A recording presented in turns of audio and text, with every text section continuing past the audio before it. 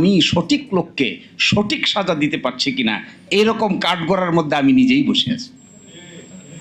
তো আমাদের সংবিধান বেঁচে থাকলে বলতো মুখ খুলে, সালাউদ্দিন ভাই আমাকে আপনি অযথা যন্ত্রণা করিয়েন না।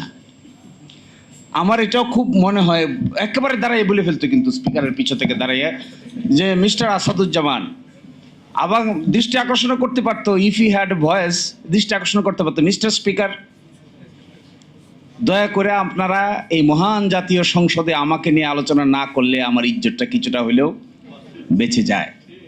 তো ওনাদের আলোচনার ধরন দেখে মনে হচ্ছে এই বেইজ্জতি করার একটা বুদ্ধি বাইর করছে।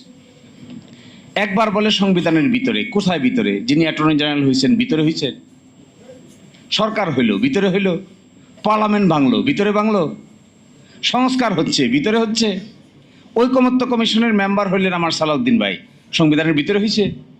সংবিধান পারমিট করে যে ওই কি একটা কোথায় জানি বসে আলোচনা হইতো,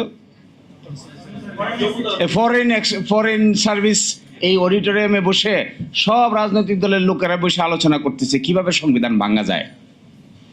আচ্ছা বলেন তো দেখি, রাজনৈতিক দলের লোকেরা একসাথে বসে কিভাবে সংবিধান ভাঙা যায় এই খবর সংবিধান পাইলে সে প্রতিবাদ করতো না?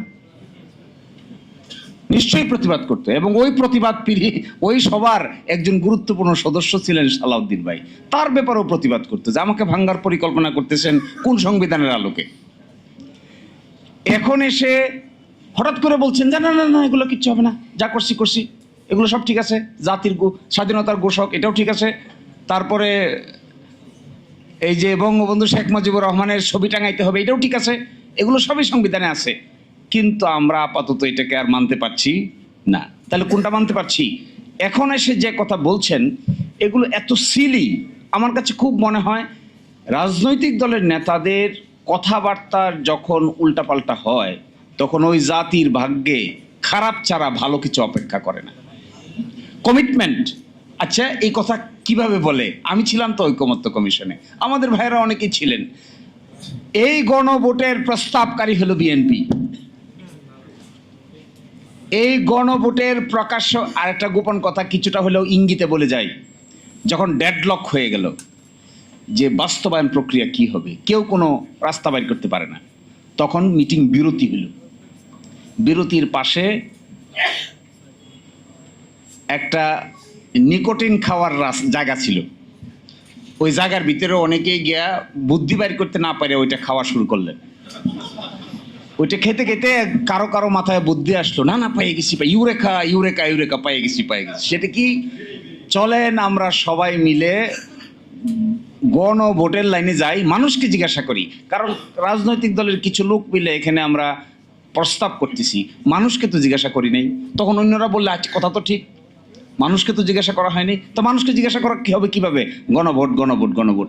যে এই কথা বললে না সে ভিতরে সকলেই একমত হয়ে গেল গণভোট গণভোট গণভোট। প্রস্তাবকারী লোক মানুষ, প্রস্তাবকারী দল এখন বলছেন গণভোটের আদেশ মানতে তারা বাধ্য নন। হায় রে কপাল! তখন এই প্রশ্ন আসছিল যে এই প্রস্তাবকারী দল যে গণভোট, তখন আসছিল একজনের প্রশ্ন করছে হাত তুলে, আমার মনে হয় যদ্দূর মনে পড়ে, মানুষটার নাম আমি বলতে চাচ্ছি না এখানে, তিনিও রাষ্ট্র সংস্কার আন্দোলনের ওয়ান অফ দি গুরুত্বপূর্ণ লোক ছিলেন, সরকারের মন্ত্রী হয়েছেন। তিনি বললেন সংবিধানে তো